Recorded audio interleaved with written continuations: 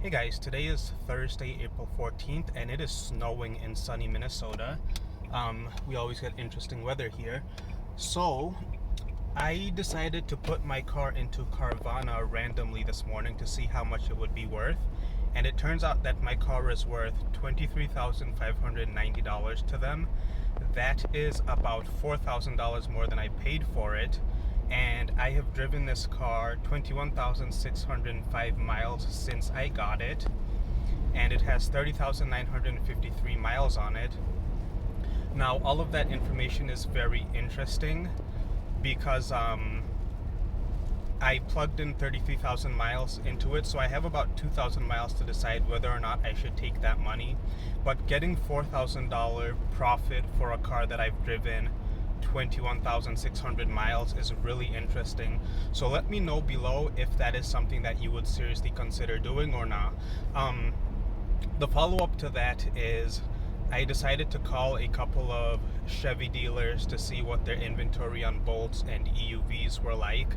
And the dealership that had been servicing my Bolt EV before the buyback is getting 2 Bolt EUVs in. They told me that they are approximately 1 to 2 months out, which is a reasonable time to wait. Only problem is that we have 4 kids, activities, and we would either be down to 1 car for a while, or we would need to buy a beater car for $1,000 or $2,000, which I'm not exactly opposed to because a car isn't going to lose any value in that amount of time. But it would be a hassle going through the paperwork and paying taxes and stuff like that. The other option for a value EV that is usually available in Minnesota is the Volkswagen ID4, and I called a couple of those dealerships, and unfortunately one dealership told me that they were 6 to 8 months out, and then the second dealership told me that that was being too aggressive, and because they get materials out of Ukraine and then they manufacture the cars in Germany, they're actually 8 to 12 months away from getting an ID4 unless somebody cancels. So that would be far too much of a time for me to wait. And you're probably wondering, how am I going to do this if I want to stay debt free? One of the things that I talked to the dealership about, and I also talked to my mortgage broker about this because we're currently building our house, so we can't have any debt suddenly show up on our credit report. One of the options that we can do is do a 100% lease. That's where you prepay the entire lease up front and then you don't have any payments. And then at the end of the lease, it's a normal situation where you can decide that either you are going to purchase the car or return it, but you don't have any actual money borrowed out. You just paid for an option to keep the car if you decide to. And my wife and I still want to get the Chevy Silverado EV, so this would affect that decision. But being able to sell the car and then having the cash on hand through the closing of our house would be useful for us. But from a market perspective, it's really interesting, the shortage of cars that are out there.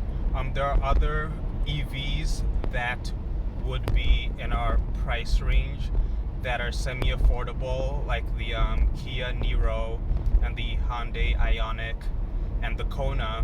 Unfortunately, those don't really come to Minnesota, so the few that do are over $50,000, and that's an amount that I don't consider affordable for any normal family. And then getting back to the Bolt EV, Nitza, the organization that handles recalls and whatnot, they are actually in the process of closing the recall, if they haven't already. So that's good. But what GM is doing with the current cars that are available is they are not touching the cars that are on dealer lots. They are only using batteries to replace batteries on the cars that are in the wild and manufacturing new ones. So the ones that are coming to my local dealership are ones that are either they have been or are in the process of being freshly manufactured. So that's why those would be for sale. But I've also heard from 2 of you guys that you were able to purchase a Bolt EUV recently, since the last video I made, which is exciting news.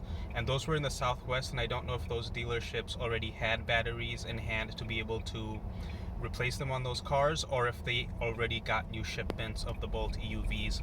But I just wanted to put this out there and get your thoughts. What would you do if you were in my position? Sell the Nissan Leaf with the 40 kilowatt hour battery for $4,000 more than you bought it for after driving it for 21,000 miles, and then wait a couple of months to get a new EV, or just ride with the Leaf. I have nothing against the Leaf. One other thing to take into consideration is that my wife recently got her realtor license, so she is going into the real estate business. So we're going to want to have a car that can go more than, well, in winter in Minnesota, we don't want to be limited to 150 miles, which drops down to like 120, 100, depending on exactly how cold it is. So let me know your thoughts. This car works perfectly fine for me. I'm not in a hurry to change it. I like the car overall. It's not an exciting car to drive, but it's not a bad car. There's literally nothing wrong with it. So let me know your thoughts down in the comments. Sell it and take the extra $4,000. Keep it and run with it as long as possible until the Silverado EV comes out in 18 months or however long that takes. Or just sit tight and see if prices continue to go up on our depreciating assets. So hope everybody's doing well. Look forward to hearing from you. Have a good evening.